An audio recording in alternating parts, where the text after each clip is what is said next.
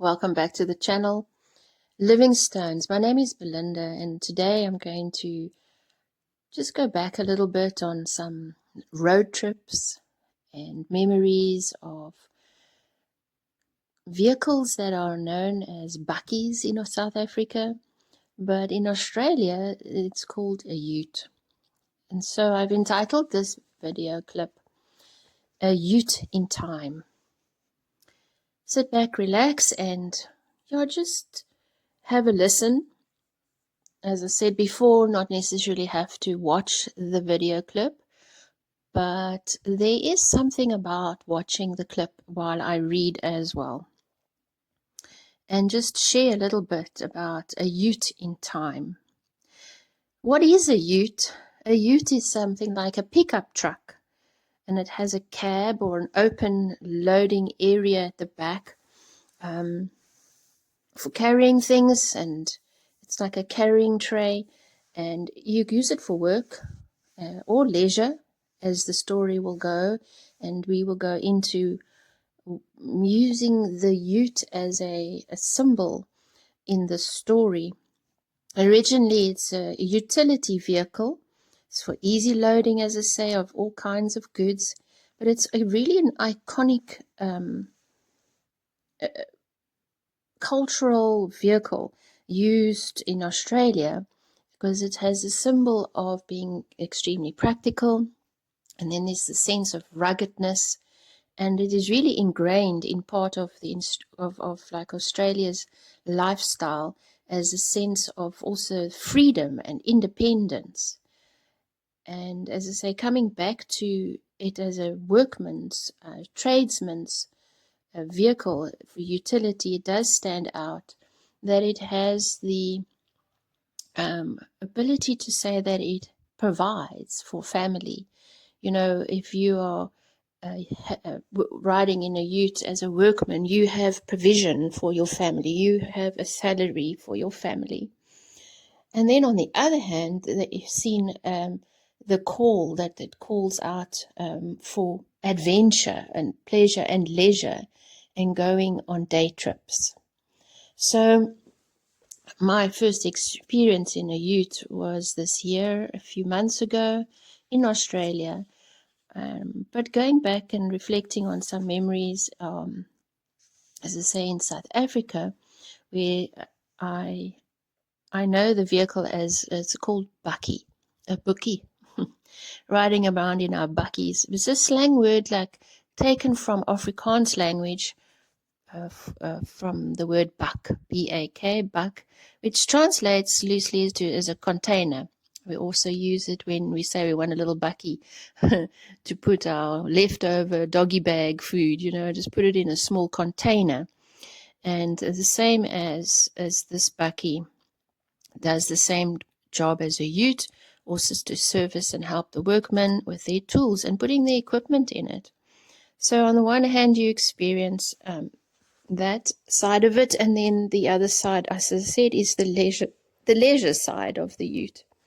So here I am very familiar with this car. I've had opportunity to drive bakkies in the past, and at least two of them.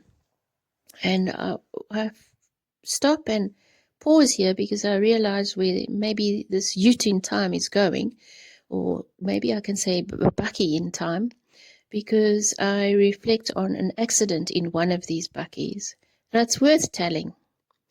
So, as I say, this ute in time is bringing back some memories from the past. The bakkie's name was called Grace, and it was a normal day. I was just riding around picking up a friend, and the bakkie was actually loaded with some gifts for a local safe haven, and we were going to make this delivery. And she was going to take some photos, and just a happy day all round. But suddenly I was floating and on my way to heaven. So it seemed. I sailed over a ditch. It was wide enough for me and the bakkie to fall into it. At the time I was somewhere else, like going to a bright and wonderful place. I was meeting my Jesus for sure, I felt. I didn't think of anything else. Then all of a sudden it was just so very still. very quiet, very quiet. And I saw a pole that had, it was an electrical pole actually. It was just hanging over my side of the car, the driver's seat, and that's where I was still sitting. Eventually I opened the door and I realized that some of the gifts were all just floating around at my feet. And then I saw this red color outside the door. As I leaned out to try and get out the door, I saw a patch of red, not really taking much note what it was, but I thought it was my blood, or maybe it's it's from me, that I have blood on my body somewhere. But anyway, I was fine. I checked and checked again, and there was no blood. And I just got out and sat on the side of the road, quietly thinking what to do next. We surely weren't going to be delivering gifts that day. And 24 hours later, this huge truck had managed to, like a flatbed, had managed to remove the bakkie from the site very carefully. No one could explain how I got to getting over the ditch that was so wide, and how I had landed and hit a pole directly and not, missed it or gone on sailing into the bush, and with no injury. This was 2018, and I believe that the steering the steering actually locked on the gravel road on the bend as I was taking a bend, and it wouldn't straighten out. So, and before I knew it, then that's where I was, under this pole. It was so quiet on this road, and actually surreal. I got out and then I phoned the friends. As I say, I was sitting on the side of the road, just literally by myself, and never even hearing a bird. But the friends came and they fetched me, and we started obviously calling about, removing the bakkie and putting the power back on. Because the power was out for most of the day due to the fact that they had to replace the pole, and it was quite a delicate operation. They had to put the electricity off for most of the valley. So yeah, the side joke was that I took out the lights in half the town. Eventually the bakkie was taken away and I never saw it again. The next day I wrote about Grace, and it was how I realized it was not my time, and no, it wasn't my time to go. To go where? To go to heaven. Yes, I was at heaven's door for sure. It was beautiful, and I was sure I was in like a wheat field. Reality was I had landed in a pole, and there was definitely no wheat field. My friend went the next day to the actual site, and she found something amazing there. There was these stones that were painted red, and she then collected them for me, and today I still have them as a reminder of life and death moment, a time that was in between time, if I can say that. She explained that the bakkie had definitely gone directly between these red markers, like beacons on a runway for a plane to land. We came to the conclusion that the red I saw was definitely one of those painted stones just outside my driver's door. When I was trying to make sense of what had happened, and thought that I had gone and hurt myself and that there was blood somewhere, but I was uninjured. There was nothing wrong with me.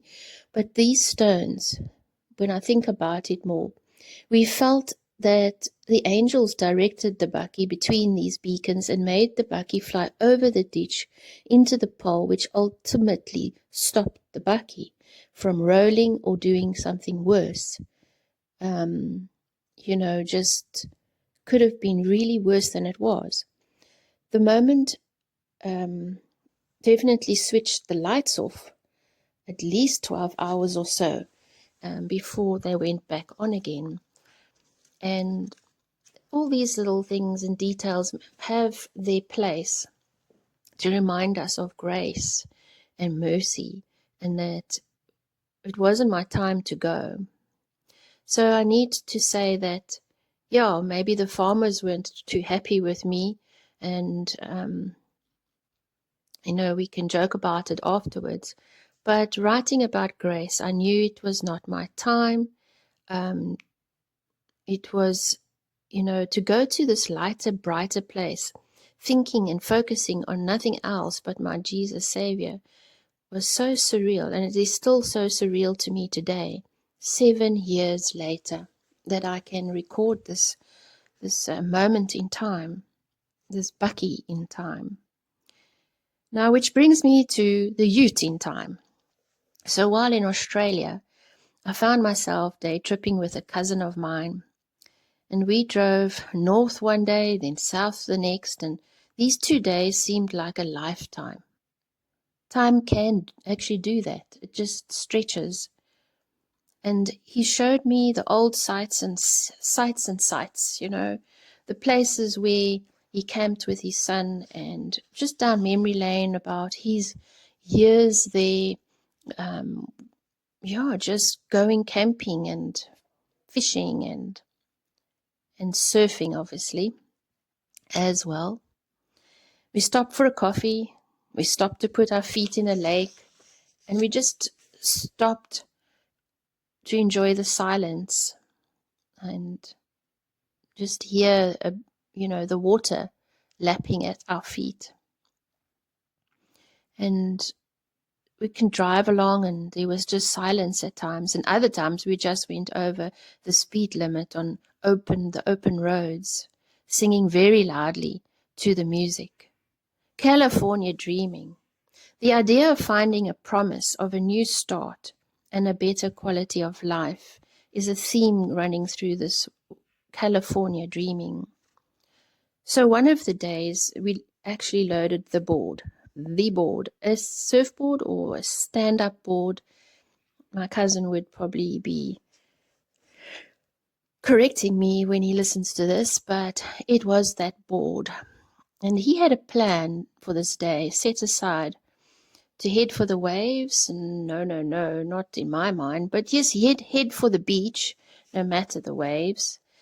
I was quite happy to watch him go out on the water, so I assumed that was the plan. And there the day just began to be so beautiful and perfect, like we were in paradise. The sun was out and the water was warm and just perfect. His plan was, I realized, was to nudge me out there. And that's what ended up. I had never been on a board on the sea waters, but all was calm. It was like a pond. It was flat. It was beautiful. And this Ute in time was surreal once again. In a moment, I can say that it was like, I can do this. I can do this. With the prompting and the nudging of my cousin to sit first and paddle a bit, then the moment to kneel and paddle a bit. I safely paddled away, kneeling and feeling the freedom of the sky, water, and me, and I heard my cousin calling me back, but I just floated on again, and again just felt like I had achieved something. I didn't fall off, and I didn't get to standing on the board. Maybe if I had more time, I would have got to standing on that board, and maybe next time, maybe next time. Amazing how this day was perfect in many ways. Experiencing the new, and the fact I could still do something like that at nearly 60, it was exhilarating. To say the least, it was exhilarating.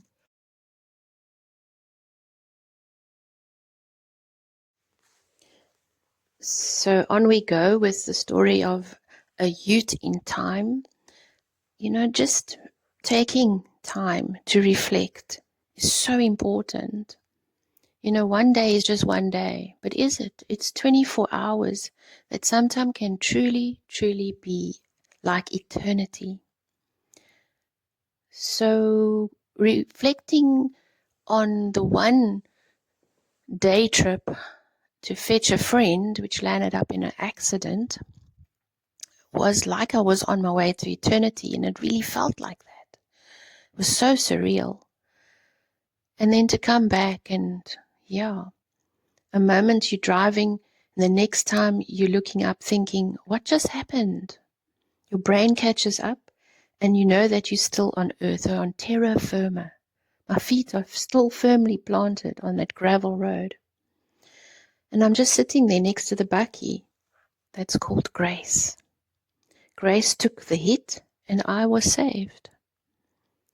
That moment forever imprinted on my life, on my timeline. Grace rescued me from a certain end on this earth as we know it. My time here was not up yet. I was glad and sad at the same time. The bakkie was crashed, the day was totaled, but God had a plan and it would prevail. It was His plan for the day, that He would show me something and show others as well, that in time I would eventually get another bakkie. And we did take those gifts eventually to the safe haven and take those special photos for memory keepsaking. It was on His time. And the whole process of understanding grace and being saved by grace, that is a gift. There's nothing that we can do, but it's a gift. My time with my cousin on this amazing 2-day tripping from Boring Point, is that how you say it? Was not boring at all. Boring Point to Wellington Point, and all in between on the Sunshine Coast, reminded me just to be me and just to choose life. Is it that simple? From one bakkie in South Africa to another time in a ute in Australia brings home the fact that time can be fleeting, but oh so eternal at the same time. Like I can be glad and sad. I was so glad to meet my Savior. That was so real. But then it was so sad that I was back on terra firma. How do you explain that? I can say thank you to our Creator, God and King and Father who has the plans for each one of us. Our timeline worked out by Him alone. Thank you for the experiences, Lord, that remind us to live and live every moment to the full, because we can choose this. It's called free will. It's freedom to choose life.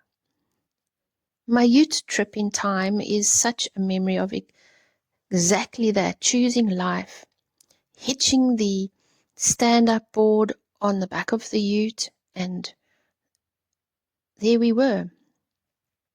A song in the car, singing about, the lyrics I'm going to share later, and then off to the sea to feel the ocean on my skin and to look up at the sky, so blue, at a moment in time where the water was touching the sky and I was in between on this special board. I did pen some of the words of the song because maybe in this ute in time, it feels like the leaves are brown and the sky is grey. And you've been walking for a while. You've been gone out for a walk on a very winter's day. I'd be safe and warm if I was in LA. The contrasting emotion of being in New York on a cold day and wanting to be in LA, which is the complete opposite, being warm and safe. Interesting words.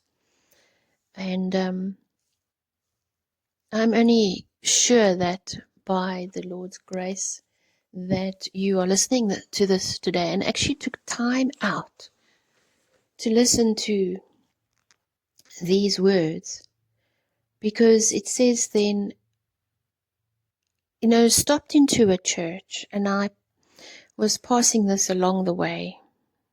Imagine just passing along the way, and then you just decide to go into a church. Well, I got on my knees, and then it says, I pretend to pray. Pretend to pray. Why is that? You know, the preacher liked the cold. He knows I'm going to stay. What were those lyrics indicating? If I didn't tell her, I could leave today. There's so much in these lyrics of California dreaming. On one level, it evokes the sense of longing for that vibrant, optimistic place, the safe and warm place, to escape the desolation of the grey and the cold places. It's a place of freedom, an escape from the mundane, the ordinary everyday stuff, finding solace and joy, and a place of inspiration and change, a change of pace, a pace that you can set because you have free will to choose life at your own pace. You could go skimming along, like if you've been watching the video, you've just noticed that that's obviously on speed dial, you can speed it up, but you can also slow it down and choose life. It's the end of my writings, but I realize that there's no mistake about accidents and then exhilarating times on a stand-up board on the other side of the world. So whether you are in South Africa in a bakkie, or when you are in Australia in a ute, you are in God's plan. You're in His plan, in His grip, in His purposes. So if it's a winter's day today for you, even if the sun is shining, but in your heart, stop a while and don't pretend to pray. Pray like you mean it. Like, I can tell you, it's like having a conversation with the one who made you. So get down on your knees and don't pretend to pray, but have a genuine conversation with the one who made you, and know that you can, just tell him anything, because there is time, and there's always time. There's time for joy, and there's time for tears as well. So choose well this day and cry and laugh, because you can be glad and sad at the same time, if that can make any sense to you today. God bless you. Shalom. Shalom, peace. And I trust that we will meet up one day and you can tell your story.